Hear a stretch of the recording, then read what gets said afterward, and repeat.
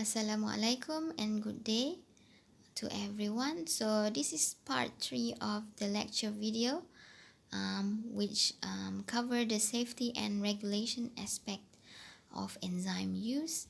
So I'm covering the JACFA WHO recommendation and document for the enzyme preparation for use in food. So as we have seen in this in part 2 of the lecture video, where JACFA committee actually grouped the enzyme based on their whether they need to have a toxicological test for the enzyme. So we have covered type 1, class 1 enzyme, which have type 1, type 2 and type 3 enzyme within that class 1. So in class 1, they are all traditionally accepted as either food or constituents of food, so thereby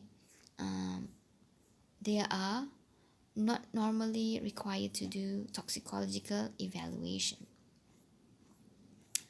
Okay, so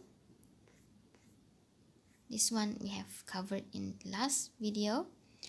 So in for JACFA, they have actually evaluated over 80 food enzyme preparation until 2018. So until over 80 food enzyme prep. So it's good to know that they found no positive result in any toxicity study for this 80 food enzyme preparation. So this suggests that either toxins were not present or they are present but at levels below the limit of detection of the bioassays. So this is good to know, and due to that, the data suggests that there are many strains of microbe which JACFA committee has previously reviewed. For example, Bacillus subtilis, Aspergillus niger and Aspergillus oryzae are considered to be sources of food enzymes that are safe for human consumption.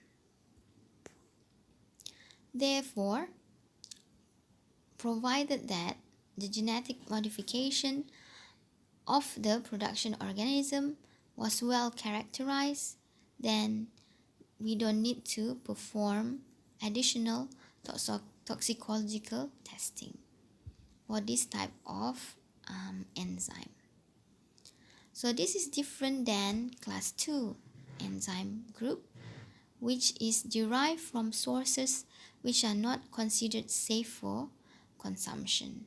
So for all enzymes that do not fall under this category listed in class 1 and which have not previously reviewed by JACFA, then it needs to have chemical and microbiological specification.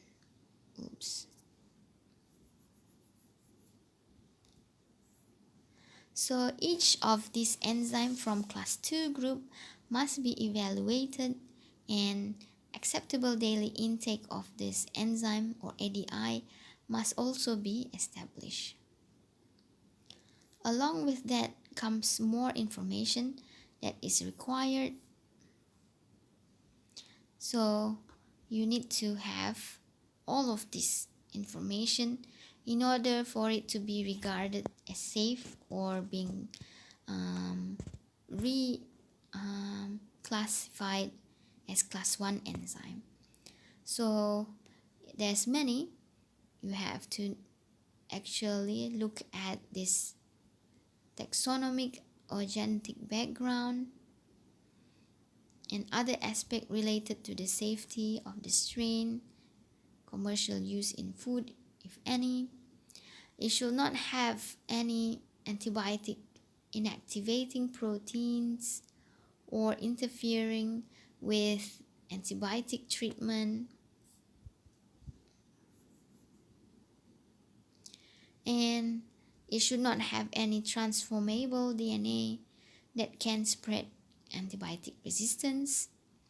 And it need to go through assays, for example, genotoxicity assays, to look at the secondary metabolites of toxicological importance.